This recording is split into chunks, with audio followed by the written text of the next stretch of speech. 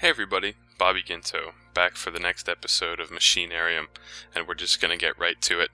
The last episode took me quite a while to finally solve the crane puzzle, but I think we've got it, as you can see, and now we're sitting in, it almost looks like a crane operating room. I'm really not sure what this is yet. This dial in the center here immediately doesn't mean anything to me. And neither do these buttons here. So I think we're just going to have to start pushing some buttons and seeing what the heck happens. The first thing that comes to mind is this oil button is obviously the same, well, maybe not exactly the same, but a similar symbol as this thing floating in the water here. So I think I'm just going to press it. And it looks like, okay, the oil comes out. That's interesting. I thought this was just some debris floating in the water, but apparently it's hooked up to this control box. Perhaps this little satellite dish is what's communicating with it. Let's hit the play button and see what happens. Nothing? Okay.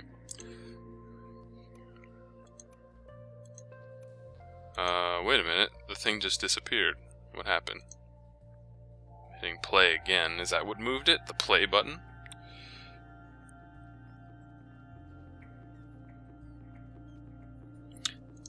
I'm not quite sure yet what the controls do. Something going on with this dial here. And this thing is floated back. Okay. Well, I guess we're making something happen, I'm just not quite sure what. And the oil doesn't seem to make a ton of sense quite yet. I haven't figured out yet how to move the light from the center here. I'm pretty sure I saw it move up there. Perhaps the light... Does the light represent where this thing is? Because when it moved up to this area, it looked as if that light was there, was lit up instead. Not sure what moving the arrow does quite yet. Okay. So it looks like by moving the arrow in the center, and this thing's floating away, alright.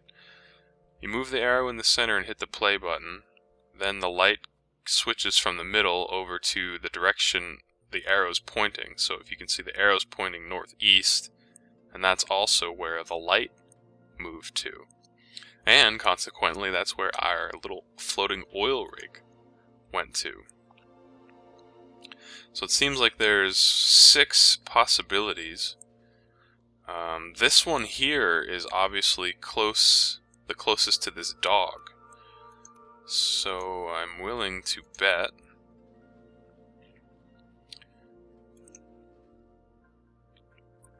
perhaps the dog's going to, I don't know, jump on the thing.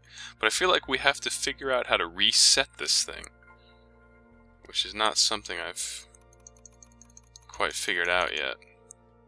How to get this thing to go back to the default position, as it were.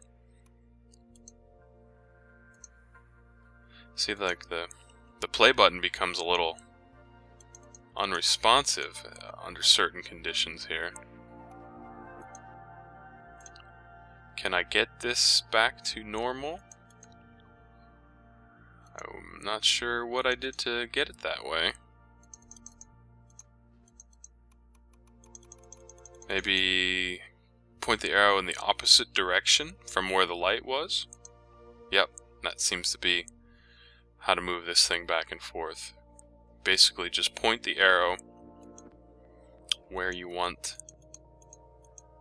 the rig to float. So I'd like to see if it can go over by this dog.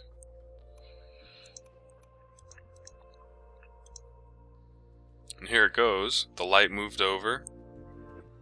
And now this thing is probably going to place oil on the platform. Okay. So what, right? Well, I'd like to shoot my plunger gun over there and see if anything's different now, I suppose. Oh, the dog is... Okay, that's funny. Going with the theme of every robot eating nuts and bolts, it's just very fitting that our little dog friend is lapping up the what looks to be oil, like it's some kind of treat, and it appears as if I've wasted too much time describing what was happening, and the dog lapped up all the oil, and now he's back to where he was. And in the meantime, I've accidentally clicked on this box. So now I have to go through this rigmarole to just push the thing all the way back after I mistakenly pressed it over here. But we get to check up on our robot lady friend, who is still donning the all pink, or is it more of a purple? A pink purple? Let's push this thing back. It's quite clear that I need to act a little faster when dealing with our dog friend, so let's give this one more try.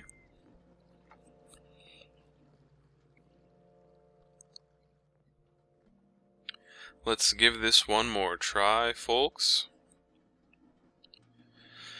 And we'll see what happens. I like that the background, it looks so far away.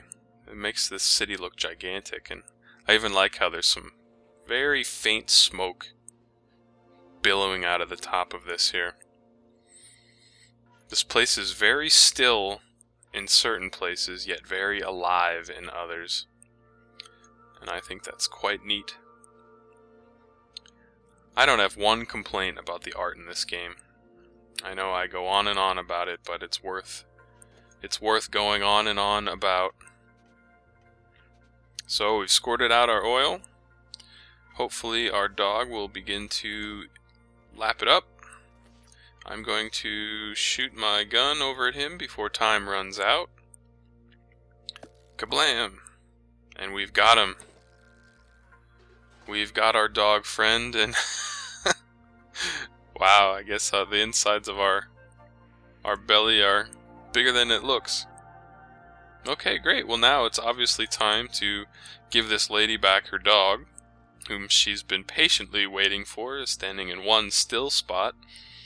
And I'm assuming we're going to get this umbrella and probably maneuver past this little waterfall here. So let's give this a shot.